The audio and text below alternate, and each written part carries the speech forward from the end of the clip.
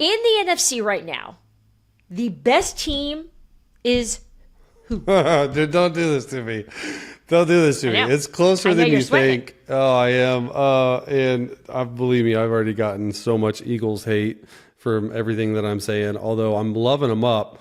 But I got to say the Lions right now. I just think the Lions are battle-tested. Before the last game, I didn't think the Eagles had played anyone. I don't count the Packers because it was the first game of the year. They hadn't had a good win. Now, this past game put the Eagles and the Lions on the same level in the NFC for me. So I got to go Lions, I think. What about you? All right. Eagles moved to 10-2 after going 2-2. They were 2-2 at the bye. To start this season. Yep. They were 2-2. 8-game win streak. We were on the show talking about what are they going to do? This is not working. CEO Sirianni ain't it, right? Yeah. And then everyone settled in. The run game exploded. Saquon Barkley exploded. Jalen Hurts got comfortable.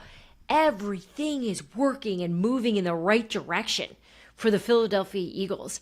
And I just think this momentum that they have found is giving them the edge. The way they're winning, they're keeping it pretty simple, right? They're not relying on Jalen to make these crazy wild plays, right? Like it's a simple. I don't want to take away from what they're doing. They're not hurting. Simple's the right word. Simple's the right word, and I think you hit it spot on. Like if I had to make the case for the Eagles to be the team, I would say simplicity for Kellen Moore, the offensive coordinator, is what's driving this after the 2-2 start. You look at Jalen post-bye, they're 8-0, 20 touchdowns, 1 interception. You look at Saquon Barkley, he's on pace for 2,100 yards. He could set the record. He's an MVP. He's a literal MVP candidate, right? The one thing that I point to is, and it's not getting enough love, right? We're loving up the offense, is Vic Fangio's defense. They're number 2 in total scoring defense. They're number 1 in total defense.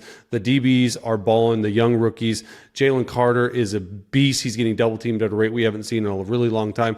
And I would say the duo between Nakobe Dean and Zach Bond are probably one of the best inside linebacker duos in all of football. So you get that on top of the run game, the number 1 total, the number 1 rushing offense in the league.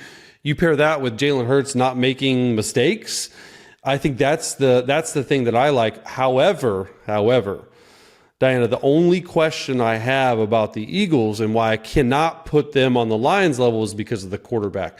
And it's really not a weakness per se, but I have not seen in this 8-game win streak Jalen Hurts really take over a game. At some point this year, whether it's later in the season or whether it's in the playoffs, can Jalen Hurts turn it up a notch to his 2022 level?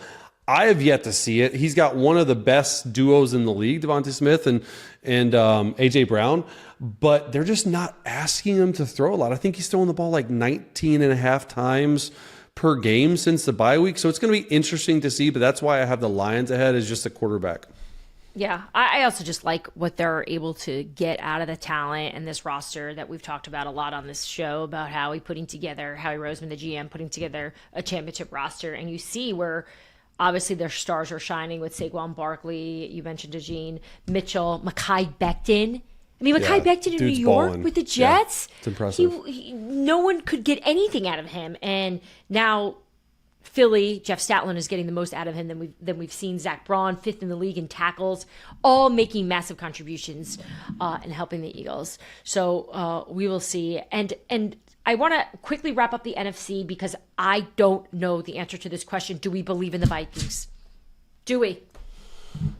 Well, I don't know what you believe in, but I believe in the Vikings. Anytime you're 10-2, like you're legit, and it's at times looked not great, but I still come back to their defense getting takeaways at a rate. I think it's first in the NFL or second in the NFL in takeaways.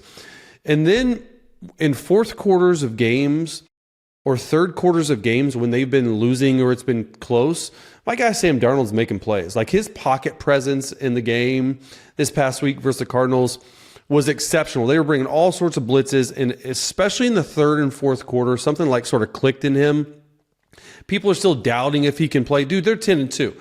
You've won 10 out of your 12 games. You're alive and well for a 1 seed, which is nuts to me. And you're doing it with a really good run game. Kevin O'Connell, they keep winning. He should be in the Coach of the Year conversation. There's a lot of good candidates out there. I get that. But I love what the Vikings have been putting on tape lately. And they're winning tight games. Now, that won't always be the case. But when teams do that, it sort of calluses you for these tight games that are going to be in the playoffs. Thanks for tuning into Scoop City. If you want to hear more, make sure you like and subscribe. We drop our new episodes every Tuesday and Friday.